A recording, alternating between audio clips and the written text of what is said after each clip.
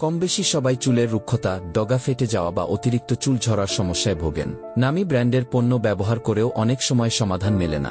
সেক্ষেত্রে ঘরোয়া উপাদান হিসেবে মধু দারুণ কার্যকরী। কেবল ত্বক নয়, চুলের স্বাস্থ্য ফেরাতে এবং চুল রেশমের মতো নরম ও উজ্জ্বল করতে মধুর জুড়ি মেলা ভার। চুলে মধু ব্যবহারে আরও যেসব উপকারিতা মেলে। চুল পড়া কমায়। মধু প্রাকৃতিক অ্যান্টিসেপটিক হিসেবে মাথার ত্বকের সংক্রমণ ও খুশকি দূর করে। মধুতে প্রচুর অ্যান্টিঅক্সিডেন্ট থাকায় এটি চুলের গোড়া মজবুত করে। চুল পড়া কমায় এবং দ্রুত নতুন চুল গজাতে সাহায্য করে।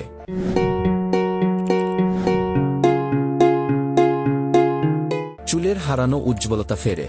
মধুতে থাকা গ্লুকোজ অক্সিডেস উপাদানটি চুলের হারানো চমক ফিরিয়ে আনে। এটি চুলের কিউটিকল রক্ষা করে, যার ফলে চুলের আগা ফাটার সমস্যা অনেকটাই কমে। কিভাবে ব্যবহার করবেন? চুলে মধু ব্যবহারের বেশ কিছু উপায় রয়েছে।